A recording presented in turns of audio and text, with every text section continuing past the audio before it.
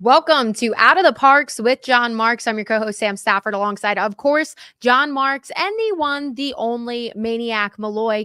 Guys, series is tied 1-1 as the team gets ready to head to New York for Game 3. The Phillies should have all the momentum going into that game, but we will talk about that a little bit later. Let's get into Games 1 and 2. So Game 1, absolute gem of a performance from our ace, Zach Wheeler. 0 earned runs, just 1 hit. 9 strikeouts in 7 innings pitched, and a leadoff home run from Kyle Schwarber. Who called that? Me. You had it. I know. You had it, Sammy. Everything looked like it was going our way until that lineup was absolutely flat after that, and then our bullpen was abysmal. How did you guys feel Saturday watching that game? Yeah, it felt like last year in the NLCS. The offense was going up there without a plan. It's just swinging the bats, not working counts. Just clueless up there. And they got tight as the game went on. And I was watching Zach Wheeler was getting the in dugout interview by what's Tom Verducci, is that his name? And they're almost doing like a post-game show or like a post-game interview. And I'll be like, you're going to get 6 more outs. It's only 1-0. What are you interviewing them like this for? This game's not over. And what do you know? Boom. So I never felt comfortable in that game. And every opportunity that the offense didn't capitalize on, runners in scoring positions, guys on base, it felt more and more like that was going to bite him in the butt. And it did. So Zach Wheeler's performance was wasted. The bullpen was bad. And it was a pretty deflating feeling after game 1. It's like, well, wow, this was the game we were supposed to win. I had said if you lose the first game with Zach Wheeler, you're not winning this series. Now, I've had to change my opinion on that, obviously, but still, it's a big loss. And that one hurt, guys. That hurt after game 1. Yeah, I mean, you wasted a great performance from Zach Wheeler. That's the bottom line. Now you got to make up ground. I went into it saying that the Phillies had the advantage with their bullpen going up against the Mets, who might have been stretched a little thin, in the last week of the season, making it to this point.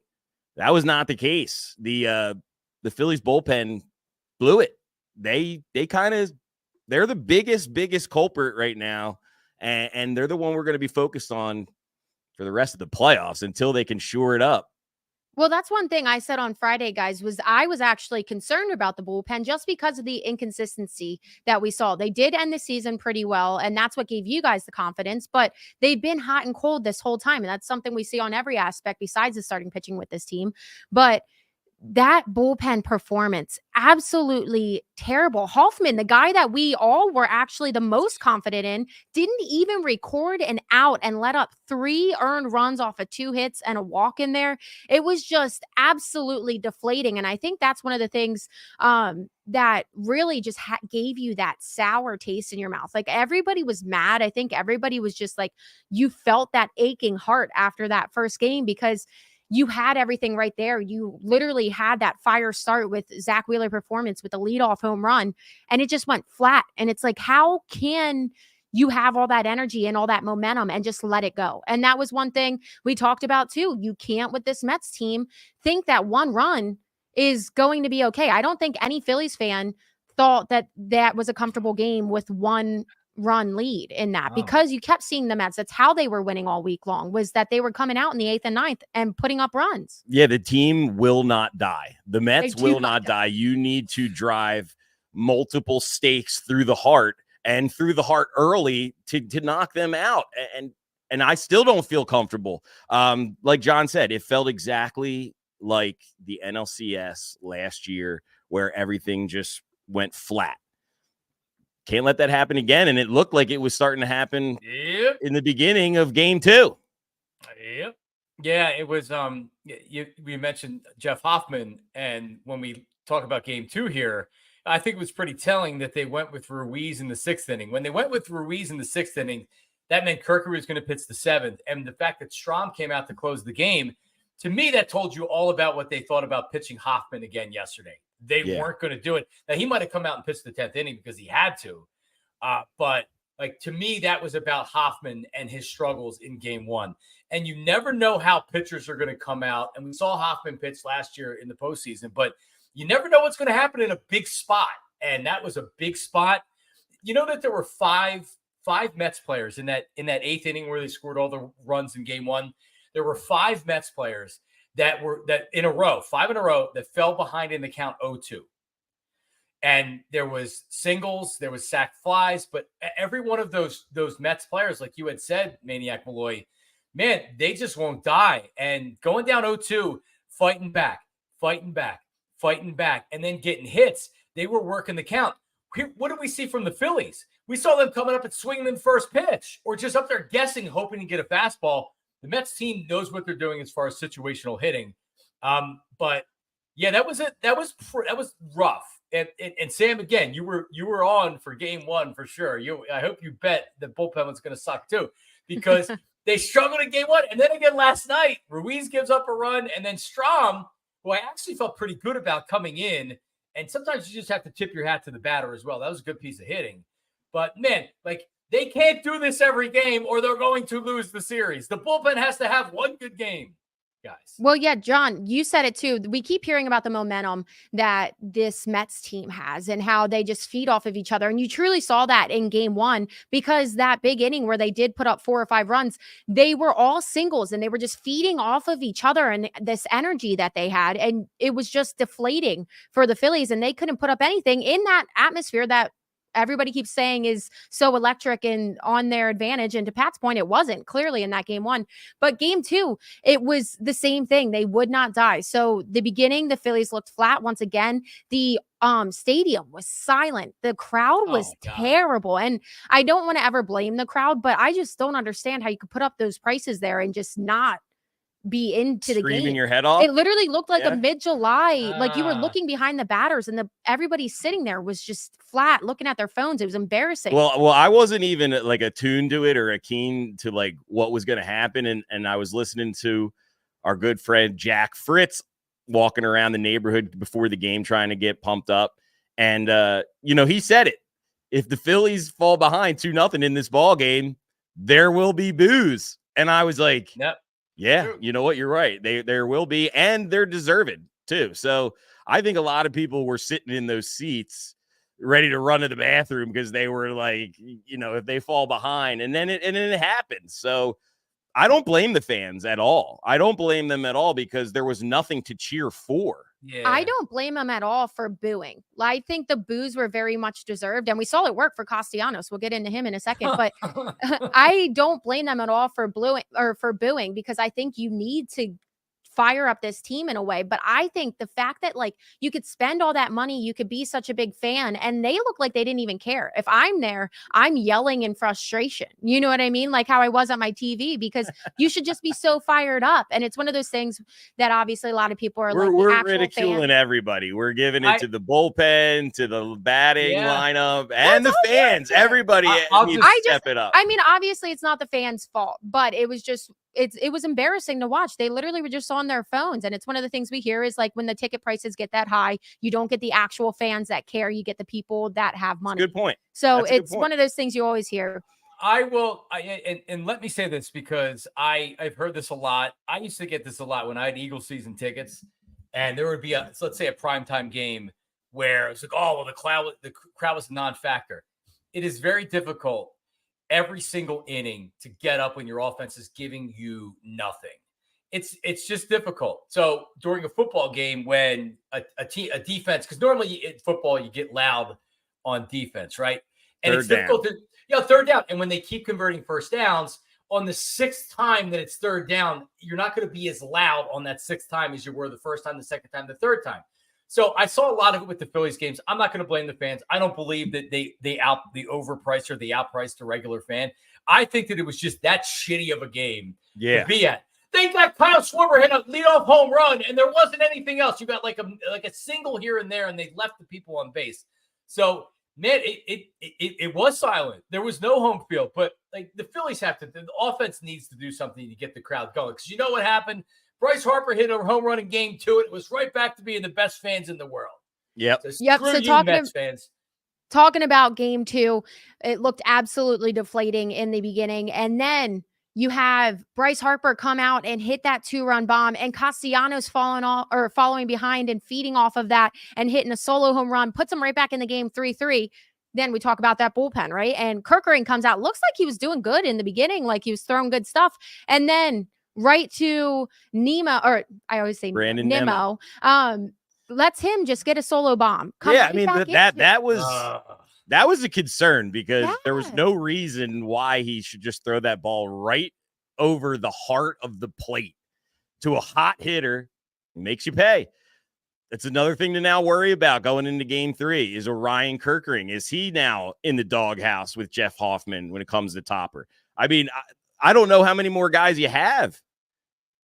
Oh, man, you're not kidding. When you think about, so I'm like, all right, I'm looking ahead to game 3. Aaron Nola is going to give you 6 innings. It's really hard to get 7 or 8 innings out of a starter. It's almost like not going to happen. Wheeler gave you I think 7 6 innings. is even generous, Mark. I agree. No, when I look at the game 4, I'm hoping Ranger gives you 4 innings. And I like Ranger for 4 innings. That's what scares me the most is game 4. So Nola gives you 5 innings, maybe 6 innings. Who's pitching the 6th or who's pitching the 7th right now? I mean, part of the reason you had to pitch Ruiz is they didn't want to throw Hoffman based on how he looked. So you're going to go Alvarado in that situation. I'm glad he didn't do that. So yeah, I mean, I've always talked about Kerkering with high leverage situations. I just didn't feel like that he was ever put in when it's like, all right, 8th inning, even a regular season game, but 8th inning, runners on base, let's go to Kerkering. That was never his role. So now you bring him in in a playoff game, and it's like, all right, what do you expect? This is not going to be easy. You're going to have to get through minimum 3, probably 4 innings with your bullpen. Does that look like an easy task right now based on the way the bullpen has performed? No. It gives me anxiety thinking about it right now that we're going 2 games in, and I'm already this nuts over things. My God. Well, go ahead. And just going off with Kerkering real quick is I said he looked good. He struck out Lindor and Vientos, 2 hot guys this whole entire time, and looked really good. It was just that one pitch to Nimmo. And that's what's so frustrating about this Mets team is you cannot leave any ball open for interpretation, right? Because they're going to just take it away. And even going forward. So then I was texting you guys with the performance game 1. It obviously altered how they saw this bullpen game 2, right? It did not make sense. You had all those lefties coming up and am I backwards? Righties coming up, and you put in the lefty Strom instead of the righty Hoffman, and it showed obviously you weren't confident in him. But it's one of those things. I'm not even a big analytics person, but that's just like a basic. Like you had one lefty coming up. You had one guy coming up to start that inning, and then the rest were all righties. So it didn't. No, it was righty, all lefties. switch hitter, right-hander. Yeah. But I was even texting you guys. It didn't make sense. Yeah, you could not trust Hoffman, but after that first game, why would you trust anybody?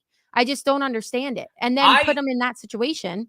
I think Strom is a guy that is less affected by having the poor outing before because he came right out. He didn't look like he was worried about anything, right? Like he was attacking the hitters. So game 2, it didn't look like anything had happened in game 1. With Hoffman, maybe his confidence is totally shot. I don't know. That's my read on the situation is that they just felt better going back to Strom in that moment. I don't know how anybody can feel good about anybody they're going to put in there. To be honest with you, after what we saw. I will say this, though. I know I said that the Phillies had the advantage with their bullpen. The bullpen pitched terrible. But at the end of the day, in game 2, the insufficiencies with the Mets bullpen reared its ugly head. They had to leave Edwin Diaz out there. They really didn't have any other options. Diaz's ERA is over 9 in Citizens Bank Park. We own Edwin Diaz. I want to see him come in game 3 as early as possible. Try to put him in for another 4 or 5 out save, and I will take that matchup right now. I think that they are, like John said a little bit, they are running out a little bit of gas there in the bullpen. I think that's definitely what happened last night, and that's part of the reason why the Phillies were able to come back and win the game. And that's also one thing that you even mentioned on Friday. And that's why we all expected this lineup to go off because the lineup had the rest. It looked like they were getting into it. Game 1, maybe we can chalk up to they needed to get back into that rhythm because they did have a week off. And it looks like by the end of game 2, hopefully they found that again. But it is something that we all were expecting was this lineup to be able to attack these pitchers, especially that bullpen. Closing this out real quick. Where has Alvarado been? Why have we not seen him once in either of these games? True. I mean, talk about confidence level. I mean, honestly, it shows you that Rob Thompson doesn't have confidence in him at all. Think about how he was used in the last 2 years, in particular in 2022. Top Rose put him in every game in the highest of leverage situations. Yes. Early in the game, middle of the game, end of the game, and he delivered. He must not feel comfortable doing it right now because you could have desperately used him. But by the way, you're going to have to use him. He's going to have to go out there. Right? And you know who would have looked a lot better in that situation than Ruiz last night? Our good pal, Sir Anthony Dominguez, would have been a great person to have and to have right now. My mind is still spinning over that. And then just also to go forward with Orion Kerkering, who did not have a very good showing last year in the NLCS. And now, again, he's starting off these playoffs off to a bad foot. Like, man, we're putting all of our season kind of rides on this bullpen now. And one of the guys is a dude that's really not that proven here in the major leagues in Orion Kerkering. Whenever I see him coming into the ball game now, I'm going to be tensing up. Well, to be fair, though, it's one of those situations like you guys were even confident going in. So it's like one of those situations before this happened. You guys thought it was the right move. It's still though. No, like I still think that they're better than the Mets and they should be able to win this series. But it's unbelievable to me that that guy barely made the playoff roster last year, right? He was as like a late add-on. Then he's in the biggest moments in the NLCS. This dude that like nobody knew of back in July of last year. He was in single A at the beginning of the season. At this meteoric rise, and then like now he's pitching in the NLDS in the highest leverage spot. It is kind of crazy to think about. And what, like, for me, like, it was a realization, I guess, is what like I'm coming to when I saw him on the mound, and I'm like, holy crap, he's in the game, tie game situation. What could go wrong here? And then it happens. But even last year, if you remember in the NLCS, and I forget what game, but it was at Arizona, they went with Kerkering over Sir Anthony. And I remember saying, like, I thought it was the right move because I had no confidence in Sir Anthony. And it translated again into this year. He didn't pitch well. The organization lost confidence in him. Yeah, he's sitting at home right now, but it wasn't because of the way he was pitching. He was damn near lights out with the Orioles, became their closer. Yeah, he did good in the wild card for them too. That'll be one that you might have to think about if this bullpen continues to struggle. That might be a questionable move for Austin Hayes, right? Oh, and he looks totally lost. The one at bat last night, he was just up there. You could have rolled a bowling ball at him. He was going to swing at it. No plan at all. Another situation too, where it's just like, how good is this team besides that top half of the lineup, right? You know, like now we're going to be rolling out Austin Hayes, a dude that had been kind of like a journeyman, and if you will, and played meaningful games for the Orioles, but now he's going to be in the biggest of spots for this team. That's tough. And you also saw it. I texted you guys, like, I've said it before, they had that blueprint to kind of beat the Phillies, and it's don't throw anything to Bryce Harper. It bit him last night. They're not going to let him beat you. I don't know how Severino left that ball right over the middle of the plate to him. That was like almost a similar situation as Kerkering in his spot, just not thinking, misses their spot, and boom, gone. Runs on the board. The catcher stood up and you know what? They stand up and they're like, make sure you're getting this high, putting the glove up like at Bryce Harper's face. He didn't elevate it. No. And the 99 miles an hour is 99 miles an hour, but you throw that down the middle of the plate and he left it letter high or maybe a little bit lower, and Bryce didn't miss it. That's for sure. They challenged Bryce Harper. That last at bat they didn't. They did. But they were challenging Bryce the first two they games did. of the series. Yeah, they did. They challenged him until that last at bat. And Bryce is in his zone right now because he knew that they weren't going to throw him a fastball. And he sat there and he looked at that walk, which got him on base. So Castellanos got the hit. So, yeah, and I was also thinking in that situation, right? He's like 2-2. He was fouled. He fouled off 3 balls in a row, and they were outside of the zone.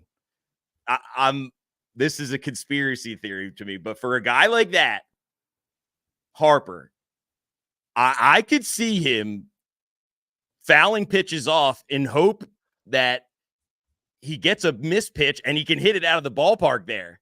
I don't, and eventually he had to draw the walk because they elevated the ball and you couldn't risk swinging and missing. But I think, like you're saying, John, he was so dialed in. I felt like for that at bat, he wanted to win the ball game there if he could get a pitch that he could handle. And that's why he was fouling off so many balls, trying to extend that at bat.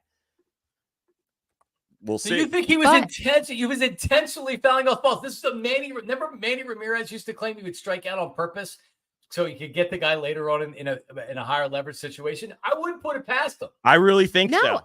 I think that's actually a smart approach for a pitcher, is if it's not your pitch, but you know it's on the fringe and might be a strike, foul it off. But to your point, Pat, that's another thing that was good on Bryce's part last night, is just the fact that he was able to take the walk in that situation, because that's something we didn't see in that first game on Saturday. He was trying to be the hero and he was swinging at bad stuff and he was swinging hard and missing because he wanted to be the guy so bad. So that was something that was important yesterday, is he started to look like, okay, I can trust my guys again. Like we are. Well, he mentioned, he said it, passed the baton. We got to rely. And that's what baseball is all about. You got to believe in the guy behind you to get the hit after you get on base. And that's what it's going to take. I think, especially after yesterday, you think the Mets are going to go after Harper in game 3, maybe early in the game. It's going to depend on the situation. I don't think they're going to let this guy beat you. So I think that's one important thing that a lot of people are talking about, is the fact that the Diamondbacks last year found out the secret of not pitching to Bryce and making everybody else do the work. And I think that's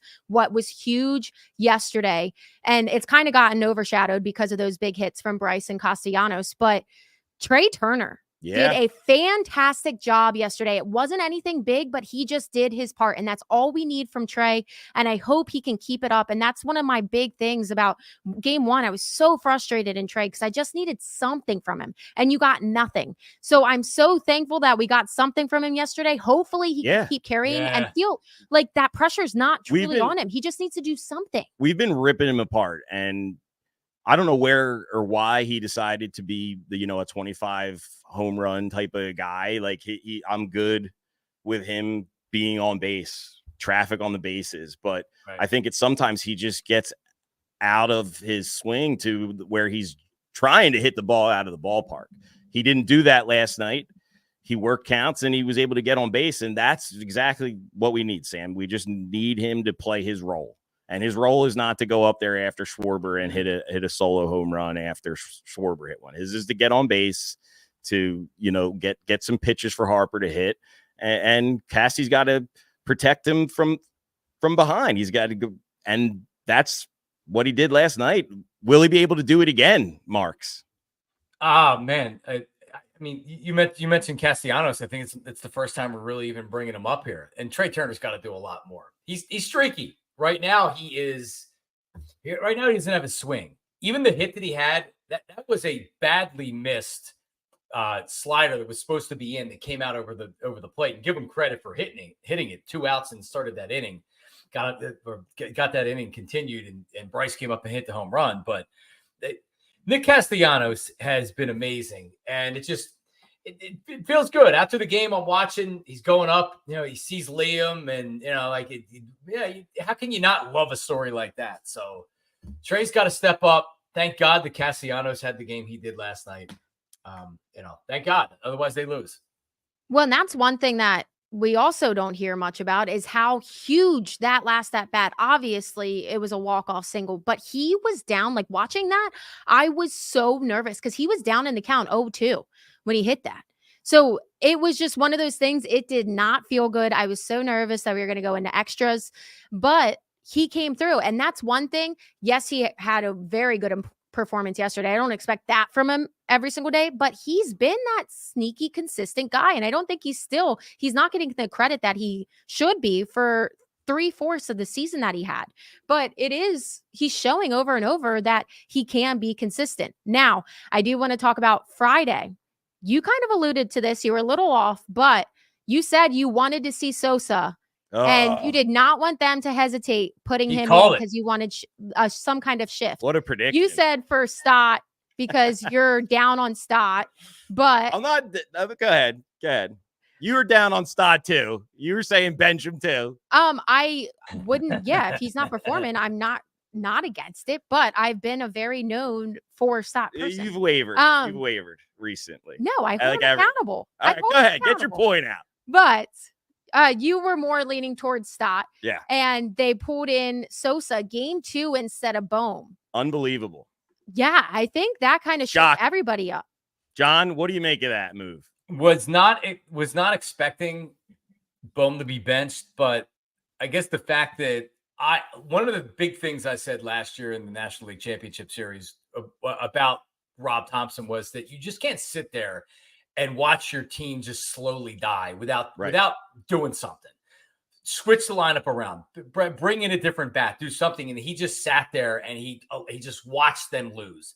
And after the season, he talked about, they asked him, in hindsight, do you wish you would have done something different? And so many times you hear coaches say, nope, I wouldn't have done anything different. I would have done the same thing. And he had said, well, sure, you think about things in hindsight. It didn't work. What we did didn't work. So sure, I think about what else I could have done. And maybe in the future, I make a change. That's what he did with Alec Bohm yesterday. He looked at this lineup in game 1 and just how badly they struggled. And Bohm was not good since he came back from the injured list.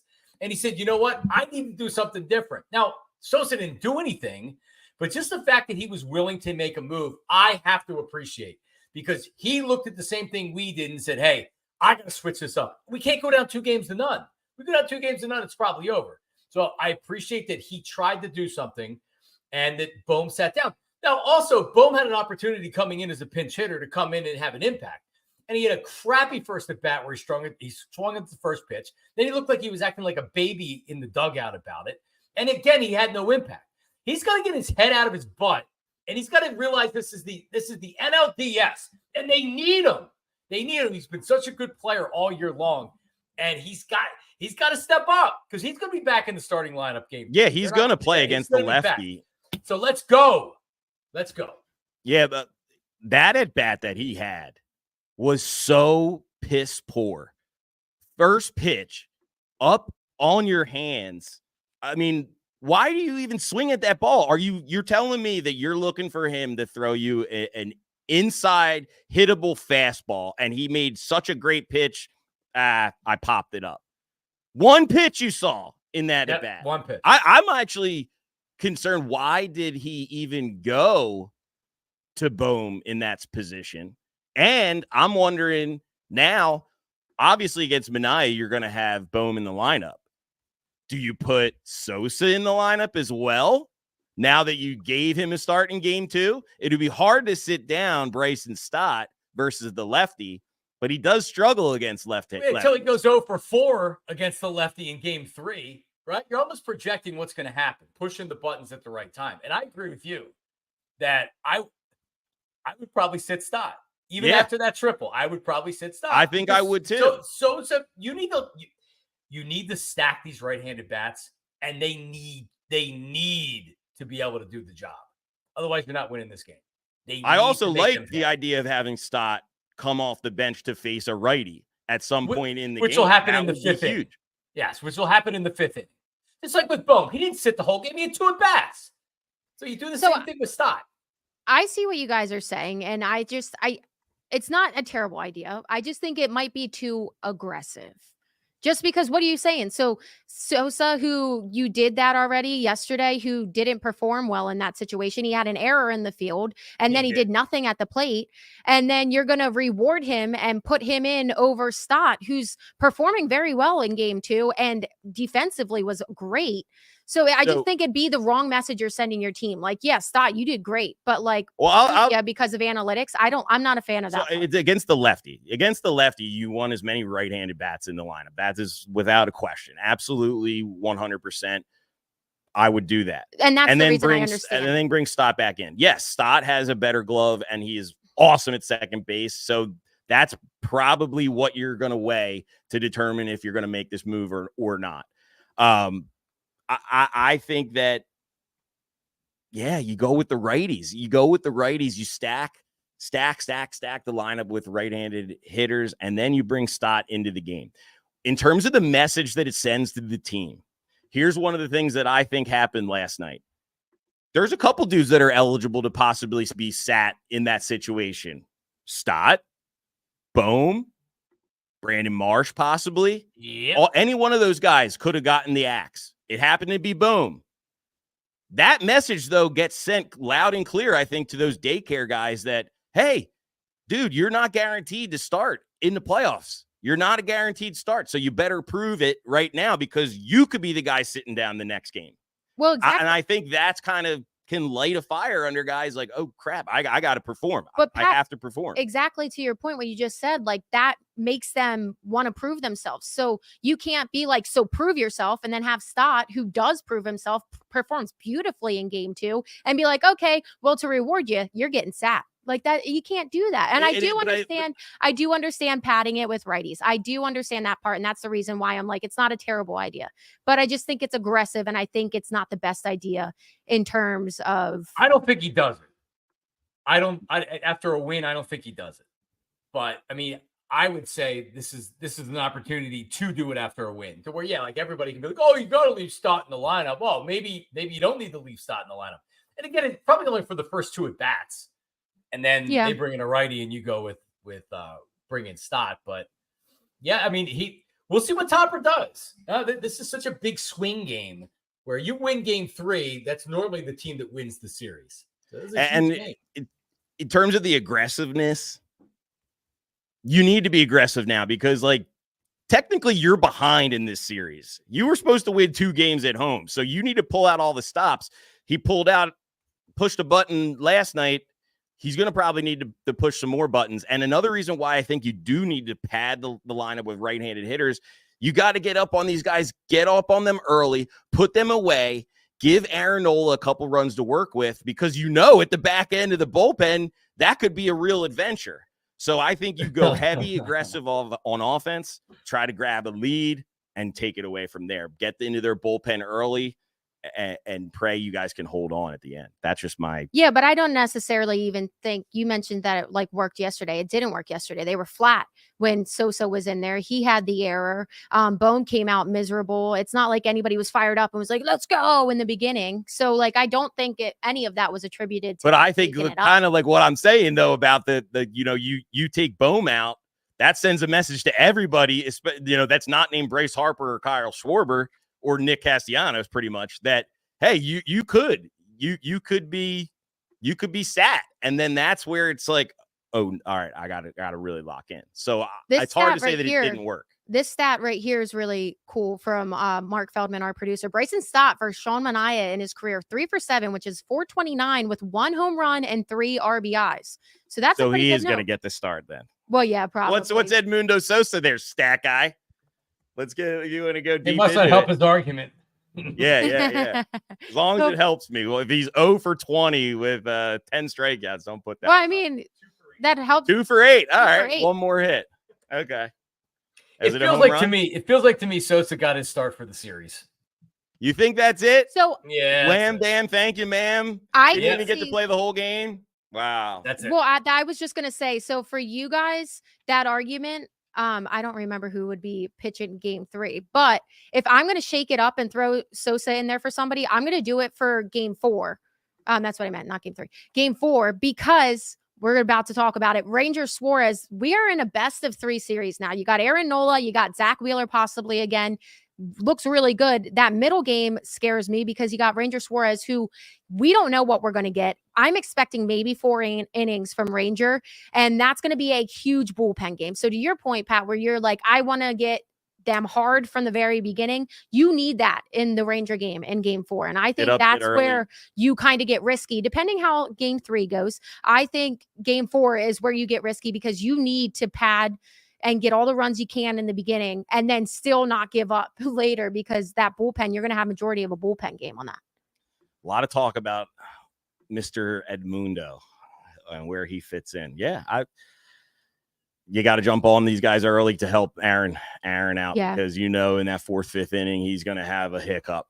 And you got to pray he gets through that first inning too. So that it's just going to be a lot of praying, and let's hope Topper sees it clearly. Well, that's one thing going into this game 3 with Aaron Nola, guys. So the Phillies we keep hearing all about the Mets momentum. The Phillies have the momentum right now. So I need them to come out of this game 3. Aaron Nola on the mound, I need them striking right away from the beginning and not letting up. I'm going to be extremely disappointed, and it's going to give the momentum right back to the Mets if they come out flat once again in game 3. Yeah, I believe there's momentum for the offense because they were it being such a mental game, and you could see the Phillies were up there. They were thinking as the ball was being thrown, they're thinking, oh bleep, what am I going to do? Swing, right? Like, and then you saw some better approaches at the plate later on in the game, and Stotty had a great at bat. Bryce had a great at bat. They started working the count. So I believe in the momentum of giving the offense confidence, right? But as far as the pitching, the Mets also have some momentum too, as far as the way their offense is performing late. This team never goes away. So, but I guess to your point, the offense is going to need to be that gets us through the next 2 games. Zach Wheeler, if it's a game 5, give me Zach Wheeler in a game 5. I'll take the Phillies every day of the week. But you're going to have to get through some rocky innings by the bullpen. You're going to have to maybe get through 5 innings after Ranger Suarez. If you're asking me over under 5 innings, Ranger Suarez in his start, I'm going to take the under by a little bit. I don't know if he's making it 5 innings in a playoff game. I like the fact he's pitching on the road because I trust him. He's going to keep you in the game. But you're going to need innings out of maybe Turnbull, maybe some other guys that come in there. This is going to be a grind, Sam and Maniac Malloy. It's going to be a grind. It's going to be a grind, and the momentum is going to shift. I think the Phillies get a little bit of momentum, and it's like, whew, thank God. But truly, the Mets came to Philadelphia, and they did what they set out to do. They took 1 game out of 2, and that's what you're supposed to do. They took the first game. So I'm not sure how much momentum the Phillies truly have, but I do know one thing. Bryce Harper is looking forward to taking the field Tuesday night in Citi Field and putting on a performance. And I mentioned it before earlier in this year. It must be very, very fun for this team to go on the road and play that villain. This is their first chance to really get it. The Mets have been the villain in Philadelphia the last 2 nights, and you see they've been relishing in it, harnessing it, and using it, running around. Vientos is running around home plate after he hits a home run, screaming and yelling at the fans. You saw even last night in the Dodgers-Padres, there are big interactions with the fans and all this stuff. Bryce Harper, he is a super villain. People hate that guy. If he's not on your team, you absolutely hate his guts. I was one of them when he played for the Nationals. I could not stand him. So happy that he's in. Hasn't that shifted a little bit, though? People still hate him. If you're playing him. They're going to be booing the crap out of him. Oh, for sure. New York. They're going to be giving it to him. They did with Chase Utley, too. They did with Chase Utley, and he played the villain role great. I think this plays right in the Bryce Harper, honestly. Yeah. That definitely something for him. I think look for Bryce Harper to have a huge game 3. So Mark, our producer, Mark Feldman, Mr. Stats, Bryce Harper versus Sean Manaea in his career, 4-11. So 364 with 1 home run and 2 doubles. So nice. Fits your narrative right there. And I would love it. Somebody's got to come out here and electrify this team. And we need it from. He did it last night. He did. And this season, out of 6 performances at Citi Field, they're 3 for 3. So nobody really has the advantage looking on that. I think it's for the taking. The thing that makes me the most nervous, obviously, our bullpen, not confident in them at all. And the fact that the Mets, for 2 games in a row, have the last at bat. That is what makes me most nervous about these. They hold the hammer. That's true. Like last night, would you have felt confident at all if they don't win that 9 innings? I wouldn't have. I did not want to have extras there. You lose, you go to extra innings. I didn't. Thank God they got that done in 9. But it's a great point. And when you talk about confidence, I just literally started, my stomach started curdling. Yeah. When you mentioned the bullpen. And you mentioned the offense that can go goodbye at any point. At any point. So, yeah, I love the starting pitching. The Mets have pretty good starting pitching, too. You're not going to see some punch and Judy in game 4. They actually have good starters. Man, you got to get into their bullpen. And last night, you got into their bullpen early enough to where you were able to get to them. Thank God. Man, that was such a relief to win that game last night. I'm starting to really piece this together in my mind, how the Phillies win game 3 with Aaron Nola. And I'm reiterating myself, but you got to get to Sean Manaea early. Offensive game. Yes. It's got to be an offensive breakout game. You got to smash the baseball. Here's what I'm thinking. Phillies to score a run in the first inning of game 3. Bang! I like it. So talking about them coming out to a hot start and stuff. So looking at Sean Manaea first, the Phillies this year, he's faced us 3 times. The first time was in May. It was a no decision for him, 1 earned run. Second time was in June, so that would have been the London series. Allowed 6 runs to us, and only lasted 3.2 innings. And then the most recent time was the end of September, the last time we saw them before the end of the season, and he allowed 3 runs. So the Phillies can hit this guy, and 3 times already this year. So this is their 4th time seeing him. Yeah. I think they come out hot, and I think I know I'm like, it's my nerves. I talk and I'm like, analytically and in my mind, everything's working in our way. And I think that they ride this momentum coming into this. I think they're going to start hot. I hope that it lasts the whole game. I think Aaron Nola is going to be postseason Aaron Nola, and they're going against Sean Manaea for the 4th time this season. Like, this is perfect for us. As long as they get enough padding for the bullpen. Like, that is what makes me nervous. It seems the Mets have scored 6 runs in both games. So the Phillies, your secret to success, score more than 6 runs each game. And you can win. It's so true. There's Nick Castellanos stats. Yeah, it's so true. And yeah, like you need. Yeah, they do play well. I need 4 or 5 runs by the 4th inning of this game because the Mets are going to come back. There's no doubt about that. Once you get into the bullpen, they're going to score runs. I'd be surprised if they didn't do that at this point, based on what they've been doing in the last however many weeks. You need 4 or 5 runs by the 4th or 5th inning because you're going to have to score 7, 8 runs to win this game. And I think Nola's going to do fine. But again, this is playoff baseball. You forget how difficult it is to get through 9 innings. Even when you have good starters and a good bullpen. Imagine if you had bad pitchers and you're trying to win a playoff series. That's why the teams don't win them. I'm already over here trying to cook up a same game parlay that kind of goes with the narrative, the blueprint for what we're trying to accomplish here and for the Phillies and taking game 3. I think the Phillies money line. I think the Phillies run line -1.5. I think the over in the first 5 for the Phillies totals. And that's what it's going to be. It's going to be a breakout offensive game for the Phillies against Sean Manaea. I am convinced. Yeah. I'm starting to really convince myself. And I think that's what we're going to see. So, Pat, when you said that, I immediately was like, this is the game that the Phillies come out and they have a dominant performance. I feel it. I feel a multi-run win. And I think because mostly I think it was the Sean Manaea splits that we just saw. Every single player that Mark put up, you had Stott, you had Bryce, you had Trey, you had Nick Castellanos, all hitting over 300 against Manaea with a home run for the most part. Nick Castellanos, 3 home runs. Bryce Harper, 1 home run, 2 doubles. So like, it just has the feeling where they're going to come out. They play well on the road for the most part. We've seen that most of the season. I think they come out and this is their time to have that dominant performance. They are the better team. That's the most frustrating part, right? Is like baseball is such a hot. They're running into a hot team. I was going to say it's such a hot thing. They are the better overall team. The Mets are just hot right now. And that's the only reason that this is even a series. So they need to come out and have this standout game. I think it's going to happen in game 3. Yeah, Trey Turner. You're going to ask me out of the Parx with John Marks. Trey Turner needs to have an impact. He just does. Left-handed starter, hasn't done much. Had the single, which got it going in the 6th inning. Bryce followed with a home run. He needs to do more. He's not. This isn't a player that it's like, oh yeah, he got a single. No, you're being paid to help win a series.